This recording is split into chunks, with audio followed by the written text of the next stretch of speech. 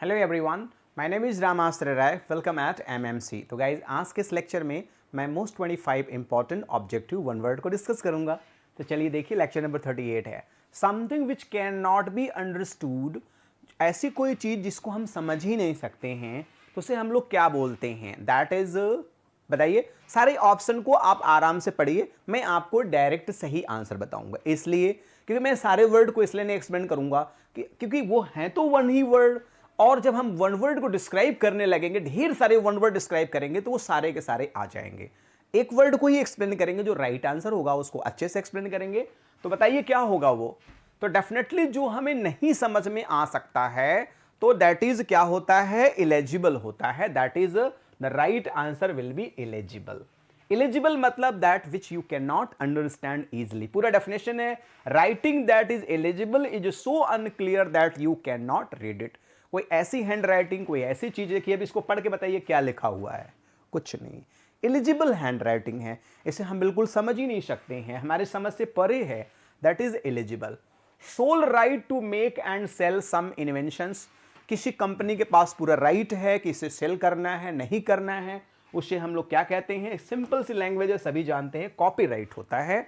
तो कॉपीराइट का मतलब होता है पूरा अधिकार। If someone has the copyright on a piece of writing or music, it is legal to reproduce are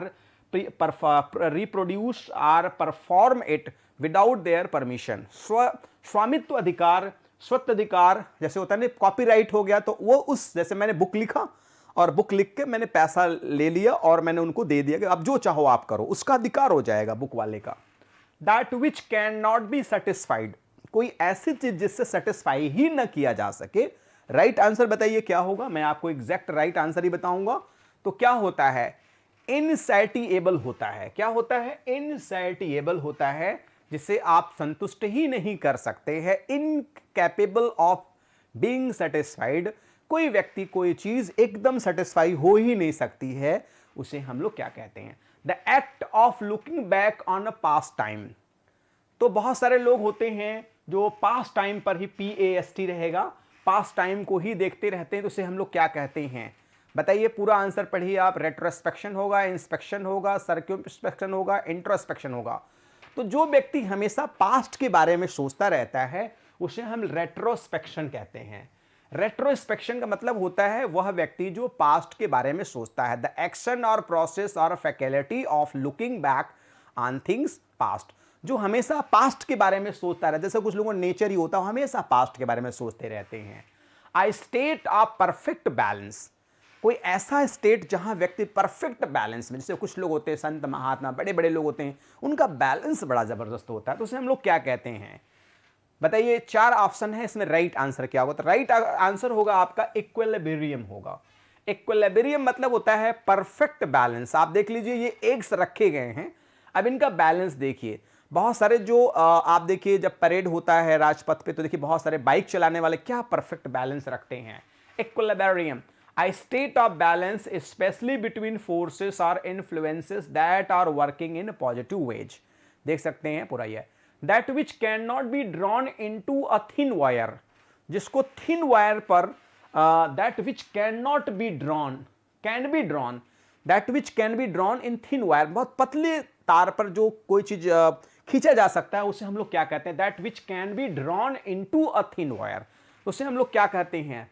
तो उसे हम लोग बताइए क्या कहते हैं? दैट इज, सॉरी बढ़ गया आगे, तो उसे हम लोग डक्टिल बोलते हैं। DUCTIL। डक्टिल जो होता है वो होता है जिसको हम थिन वायर पर भी कोई चीजें बना सकते हैं। देख सकते हैं, of a metal such as gold or copper able to be drawn out into wire, उसको वायर में ड्रॉ किया जा सकता है, उसको तार बनाया जा सकता है, उसको अच्छे से डिजाइन किया जा सकता है। देख सकते हैं आप, जैसे ये वायर है, इस पे थिन वायर बनाया गया है, जैसे कहते हैं। टू अनइम्पॉर्टेंट टू कंसीडर, तो उससे हम लोग क्या कहते हैं? कोई ऐसी चीज जिस पर हम कंसीडर ही नहीं करना चाहते हैं, मतलब इंपॉर्टेंट है ही नहीं। कम ऑन, फटाफट आंसर दीजिए। तो उसे हम ट्राइवल बोलते हैं। ट्राइवल का मतलब होता है तुच्छ, जिसका हम कोई महत्व ही नहीं देते। Of a little worth or importance, कहते हैं ट्राइवल थिंग्स है, बेकार है। जैसे कुछ घर में सामान रखा है, उसे ट्राइवल थिंग्स हम लोग कहते हैं, बेकार है, कोई काम का नहीं है। लाइबल टू ब्रेक इजिली, कोई ऐसी चीज जो आसानी से टूट जाए, उसे हम लोग क्या कहते हैं? तो उसे हम लोग ब्रिटल बोलते हैं। ब्रिटल का मतलब होता तो कड़ा है लेकिन वो आसानी से टूट जाता है। An object or substance that is brittle is hard but easily broken. कोई ऐसी चीज जो हार्ड हो लेकिन बड़े आसानी से टूट जाए उसे ब्रिटल कहते हैं। जैसे देखिए ये सब क्या है, जानते हैं बादाम पट्टी है, आप देखिए हथौड़ा से तोड़ा नहीं जाएगा, इसको हम कड़ा तो है लेकिन आराम से तोड़ के खा सकते हैं, उसे ब्रिटल कहते हैं, जो आसानी से टूट जाए। स्प्लेंडिड एंड एक्सपेंसिव लुकिंग, उसे हम लोग क्या कहते हैं, तो उसे हम लोग सिम्पटस बोलते हैं। क्या बोलते हैं, सिम्पटस बोलते हैं। स्प्लेंडिड है और एक्सपेंसिव लुकिंग माने बेहतरीन। जैसे सिम्पटस फूड, बहुत महंगा भोजन, भाई खाना तो सभी खाते हैं, कहीं कहीं देखिए होटल में क्या है 500 रुपये प्लेट, 800 रुपये प्लेट, 1000 रुपये प्लेट, उसे सेम्पटस बोलते हैं। Something that is sumptuous is grand and obviously very expensive. Grand भी है और एक्सपेंसिव है। बताइए अब ये खाना आपको मिल जाए तो कैसा रहेगा, ये सिम्पटस फूड कहेंगे। मेरे ख्याल से लगता है कम से कम 3000 या 4000 रुपए की थाली होगी। कोई आइटम छूटा हो तो बताइए आप, है ना। आप भी इंजॉय कर सकते हैं। देखने में जितना इंजॉय आ रहा है, मजा आ रहा है, उतना खाने में हो सकता है कि ना आए, लेकिन खाने में भी आएगा। सीमिंग रीजनेबल क्या होता है, what is the meaning of seeming reasonable, तो उसे हम लोग क्या कहते हैं, सॉरी प्लॉजिबल कहते हैं, है ना। सीमिंग रीजनेबल जो होता है उसे हम लोग प्लॉजिबल कहते हैं। प्लॉजिबल का मतलब ही होता है that you can believe, reasonable विश्वसनीय, तर्क शक्ति के आधार पर, उसे हम लोग प्लॉजिबल कहते हैं। इट इज प्लॉजिबल, सॉरी आगे स्लाइड बढ़ गई, तो उसे हम लोग प्लॉजिबल कहते हैं, विश्वसनीय कहते हैं, तर्क संगत कहते हैं, ठीक है। जैसे बिल्ली के आई च्यूड क्रेडिट कार्ड, है ना, तो ऐसे ही है फन के लिए just. Or distinguished conductor or performer of classical music, उसे हम लोग क्या कहते हैं, तो उसे हम लोग बोलते हैं मैस्ट्रो बोलते हैं। मैस्ट्रो और डिस्टिंग्विश्ड कंडक्टर आप परफॉर्मर को मैस्ट्रो, यू और मैस्ट्रो, मास्टर नहीं मैस्ट्रो है, मैस्ट्रो बड़ा अच्छा वर्ड है। कंडक्टर आप परफॉर्मर ऑफ अ म्यूजिक, देख सकते हैं distinguished conductor of performer of classical music होता है, उसे मैस्ट्रो कहते हैं। बड़ा इंपॉर्टेंट वर्ड है, सारे वर्ड बहुत अच्छे हैं, जितना वर्ड ढूंढते जाओ मिलता जाता है, लगता है कितने। ये सब मैस्ट्रो लोग हैं जो म्यूजिक के शौकीन हैं, म्यूजिक को कंडक्ट करते हैं, म्यूजिक को बजाते हैं, उसे मैस्ट्रो कहते हैं। The cultivation of grape wine, तो ग्रेप वाइन मतलब जो अंगूर के जो बागान होते हैं उसे हम लोग क्या कहते हैं, तो इसे हम लोग विटीकल्चर कहते हैं। विटीकल्चर का मतलब होता है जहां ग्रेप्स वगैरह, है ना, उगाए जाते हैं। देख सकते हैं अंगूर है, विटीकल्चर क्या, grape a glass of juice और wine a day keeps you healthy. कहते हैं भाई या तो एक ग्लास जूस ले लीजिए या एक ग्लास वाइन ले लीजिए, हला वाइन मत लीजिए, ग्लास जूस ले लीजिए, ज़्यादा ठीक है। जूस जूस होगा, वाइन वाइन होगी। ये वेराइटी ऑफ ग्रेप्स हैं, आपको लगभग हर वेराइटी के ग्रेप्स दिख रहे हैं, जो अच्छा लगे उसको आप खा लीजिए, कोई दिक्कत नहीं है। ये इसका कोई एक्स्ट्रा चार्ज नहीं है, वो आपके फीस में ही सब इंक्लूडेड है, ठीक है। A room where medicines are prepared and provided, ऐसा रूम जहाँ पे दवाएं बनती हों और मिलती हों उसे डिस्पेंसरी कहते हैं। और आराम से आप पढ़िए, मैं आपको राइट ऑप्शन ही बताऊंगा, राइट ऑप्शन को ही एक्सप्लेन करूंगा, क्योंकि सारा एक्सप्लेन करने में समय जाता है और क्लियर भी नहीं हो पाता। अब a place in a hospital shop etc where medicines are prepared for patients, पूरा हिंदी में भी डेफिनेशन है। ये देखिए डिस्पेंसरी है जहाँ पे आपको सारी दवाएं मिल जाएंगी आराम से, कुछ दवाएं बना करके, कुछ दवाएं बनी बनाई। The science dealing with X-ray and other high energy radiation especially for the diagnosis and treatment, तो उसे रेडियोलॉजी कहते हैं। जो एक्सरे वगैरह डॉक्टर करते हैं, अल्ट्रासाउंड करते हैं, ये रेडियोलॉजिस्ट होते हैं। बहुत सारे अच्छे अच्छे रेडियोलॉजिस्ट डॉक्टर होते हैं, रेडियोलॉजिस्ट। पूरे एक डेफिनेशन दिया, science dealing with X-ray and other high energy radiation especially the use of such radiation for the diagnostic and treatment of disease. ये देखिए रेडियोलॉजिस्ट डॉक्टर हैं और एक बच्चे का देखिए ट्रीटमेंट हो रहा है, तो है ना, मैडम और सर ये दो लोग मिल करके बच्चे का पूरा, है ना, रेडियोलॉजिस्ट हैं ये लोग, पूरा नॉलेज होता है इनके बारे में इनको।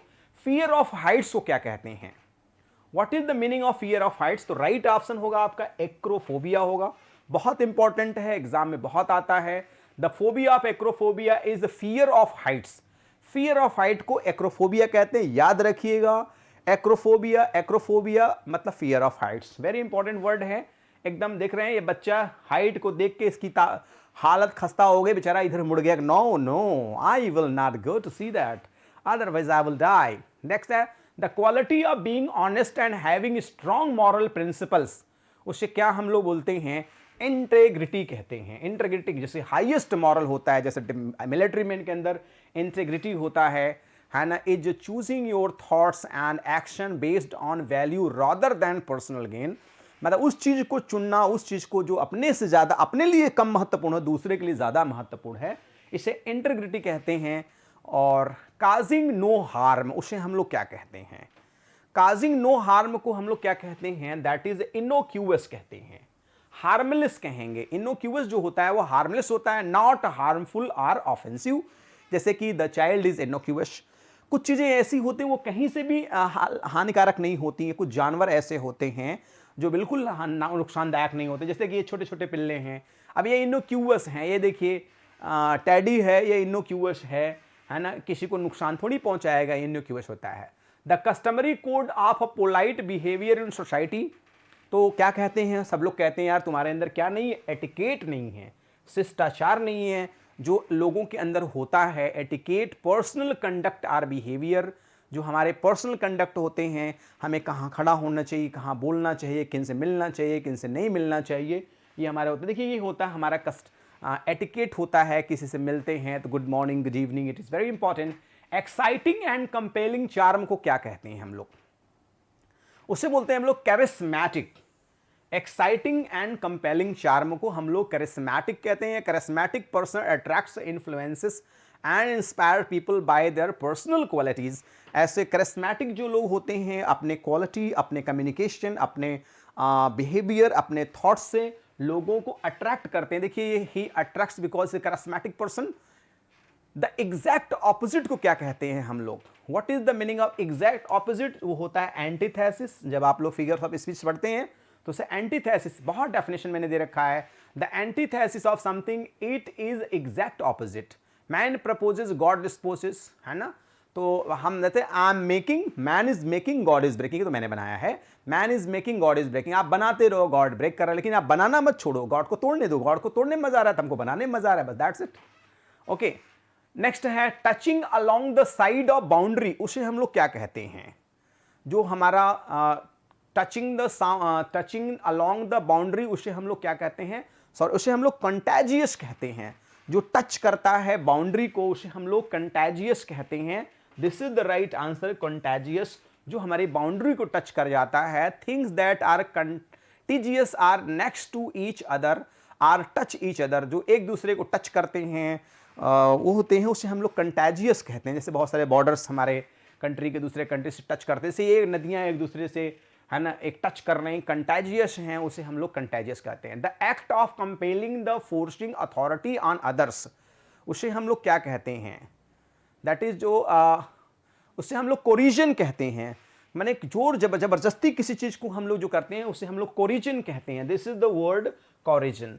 कोरिजन का मतलब होता है जब हम किसी चीज को कंपेल करते हैं, जोर जबरदस्ती करते हैं। Corrosion is the act of process of persuading someone forcefully to do something that they do not want to do। जो करना नहीं चाहता है लेकिन फिर भी उसे में करने के लिए जो हम फोर्स करते हैं तो उसे कोरिजन कहते हैं। देखिए ये गन लगा करके इनसे कुछ कह रहे हैं करने के लिए, करो नहीं मार दूंगा, तो ये कोरिजन है।